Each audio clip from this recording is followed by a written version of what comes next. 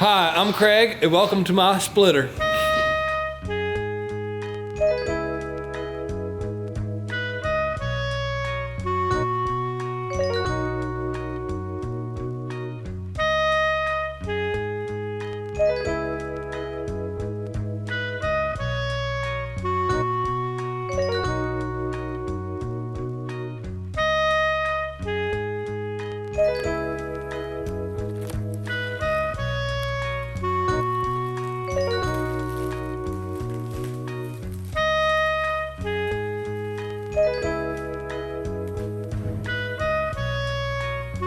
What are we even gonna do today? Other than I'm gonna start with this, and then I'm probably gonna pull my seats out after, so this is probably a terrible idea, but okay, hopefully this is 18 inches. Hey, close enough. All right, well I guess we're gonna start with this for today, and we'll do a recap on building the splitter. But these are just carbon cage covers. Some people do like clear bras and stuff over their cage so they don't scratch the paint, so it doesn't end up rusting. But this was super cheap. I bought it a really long time ago, so I honestly don't remember where from or how much it cost, but I remember being like, wow, that's very affordable. Let me just buy this because it's gonna make the interior look so much cooler with all the other carbon stuff. See, the first thing you wanna do is stare right down the blade. So if it explodes, you don't have to risk injury. Just go straight to heaven.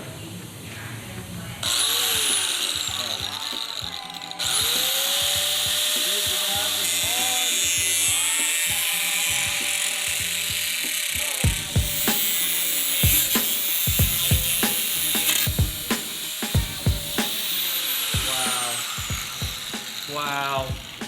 Beautiful. It looks like it's actually all full carbon. Shit, if I can have a mic. I know, literally. You drop one in there? I did. Okay. It's right there. I'm gonna lean over and get oil on your jacket. Too fresh for that. Yeah, I'm dirty already. My car is super dirty right now. Don't judge me. Where's the dirt? No, I mean, well, one, the car is actually super filthy on the inside. Literally, since painting it. Holla at me when I'm yours. I'm pulling these seats out today. Holla at me when your car look like mine. Okay, wait, we haven't talked about any of this stuff. I'm gonna cover this in carbon Kevlar, so it matches the roof. You see, the roof, which I also need to reinforce because we didn't really know about the thickness of carbon Kevlar and used the same amount of layers as we do with carbon fiber, but carbon fiber doesn't have the flex of Kevlar. Yeah. So when the chassis flexes, which is insane that it flexes enough to make it do Yeah, that, it does. but it's literally, the cage is welded all the way up here. It's welded to the roof there. It's welded here and there. I don't know how the chassis flexes that much that would do that, but it does it, and it's really loud and really annoying. Now I'm gonna reinforce it with probably a piece of carbon. I'm gonna cut it out to the silhouette of the Spanish dude logo. Shout out to my man Benjamin. Yeah. Hooked it up. And then I was thinking I could lay it in the roof mold that we made for that, so it's the right curvature for the roof. Yeah. And then just epoxy it up so that it can't flex, but you look up in the car and it's got a Street Bandito logo. That would be sick. Yeah, so carbon Kevlar, the spoiler. Yeah, so you Which- added a wing? What? Shit. Oh, So you see you yeah, added I guess a- we never talked about that. It's Extreme Dimensions 326 power knockoff.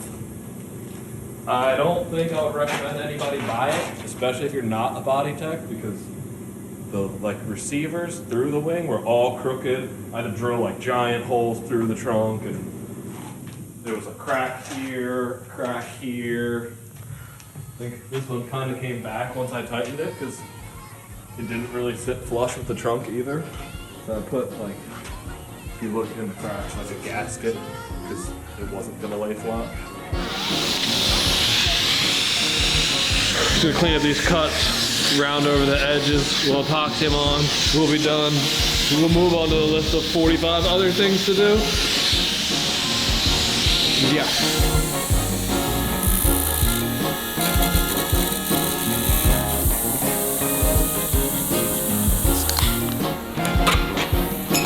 We're really just like hanging out right now, just filming. Isn't that what car work Yeah, is all that's about? exactly what it's about. This is the OG car shit. After hours, grab some beers, do things with your door open on a lift. That's I how, don't really know. that's how thin my patience is. Rub that thing like a girl booty. Yeah. So damn, huh? Nope, I just listened to it 18 times a day. Hey, maybe I should have done 5-minute epoxy.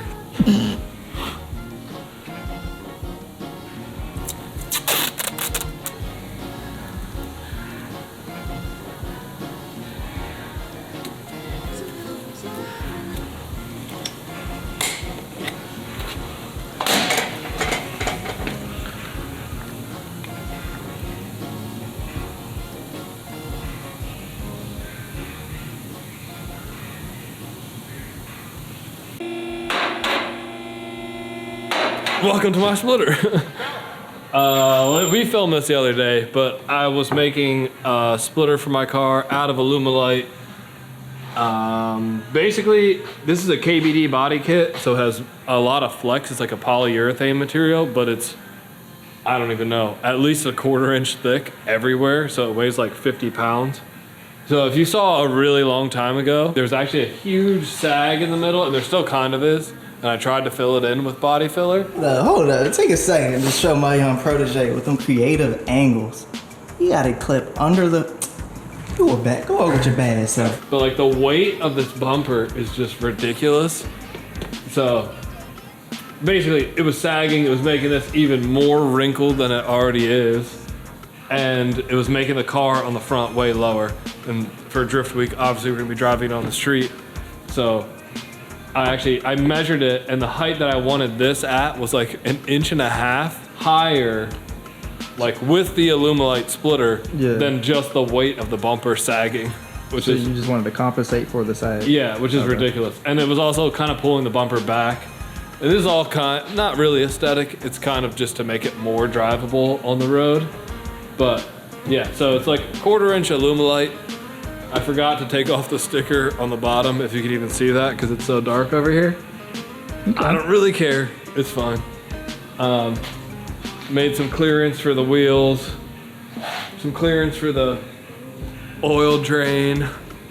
Now you fully thought this one through. Yeah, and then I bought just like 1/4 inch. It was like a C-channel molding, something like, I don't know what I typed into Amazon, but it was like $100 to make the whole thing. Jesus. Oh, those are all so bent. I don't know what it is. There's like, oh, flow formed, light, strong.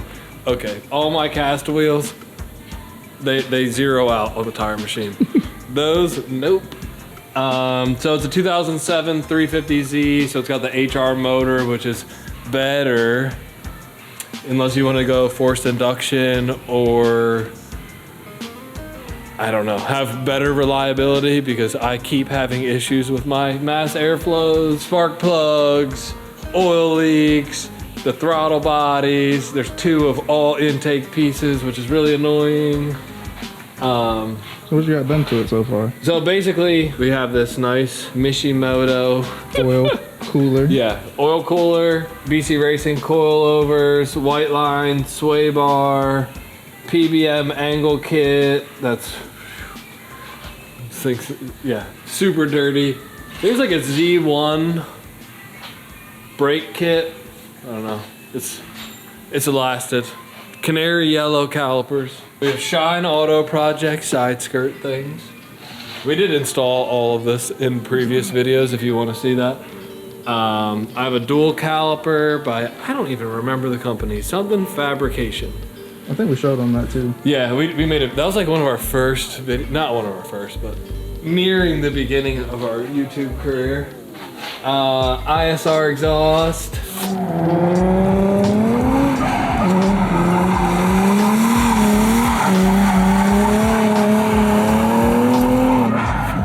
Not too low to destroy it. Welded diff, because yeah, who makes this? Bell Raceworks diff brace, because the 350Z diffs only have 1 stud in the back. And when you put solid bushings in it and you do a bunch of clutch kicks, you end up breaking your diff. So get that. Rear arms, it's just an assortment. White line sway bar, SPC, camber arm, ISR, which I just switched from Godspeed because it was doing the same thing. Okay, I'm not gonna go through all that right now. Because these Godspeed ones that I have on the car are trash. Like, that's the actual bushing in there making that clunking noise. I got a bunch of clunking noises that I'm going to have to fix. Starting with that one, and then the PBM kit. Pain in the ass to adjust. If you see right there, this nut right here, I'm gonna need to spin so it's not smacking the body. If you go over bumps, obviously it hits, which is a huge pain because I have to unbolt this, which means I gotta take off this whole brace. And that is always an issue. I cannot jack this car up without putting the lift on these. Probably should have taken these bolts out before I even lifted it up. This is a Shine diffuser, stock, rear bumper. Yeah, come around this way. Best mod of all, stock intakes. I had aftermarket ones and they were super annoying and my mass airflows kept acting weird. So I just put the stock ones back in off a car that was sitting in the back lot. Yeah, if I go down the list of things, it's like I did 1,000 things and I only thought I did 10. And then yeah, I have a power steering cooler because when we went to that one drift event at Dover.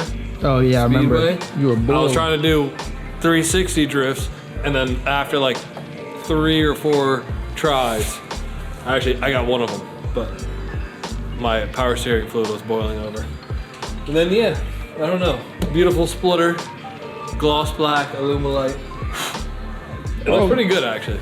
From the sounds of it, you're pretty much ready to go for yeah, I don't have a lot to tour. do. Yeah, a lot of people are doing like engine swaps and stuff. And or they usually do. I don't know what information is anybody's doing now. Pretty much taking a 12-day trip to put the 350 yeah, we're through an gonna be endurance. taking a 12-day trip, and you're gonna be filming all of this shit, and it's gonna be an insane time. And It's a 12-day hopefully Tim endurance stays test. the whole time. Okay, so we're going to Englishtown, which is in New Jersey. Englishtown Raceway Park or Club Blues in New Jersey. And then I know after that, which might be one day off for driving from Englishtown, then we're gonna go to Summit Point, West Virginia. I think it's West Virginia. But that's gonna be 2 days. And then we're gonna go to Pocono. The Pocono Raceway. I think for 2 days. But he said 8 days of driving. And the schedule's not really released yet, so this is kind of guessing. I know those 3 tracks, and we were talking about maybe doing like a golf go-kart track, like somewhere in between one of those tracks. I don't really know, but yeah, it's gonna be crazy.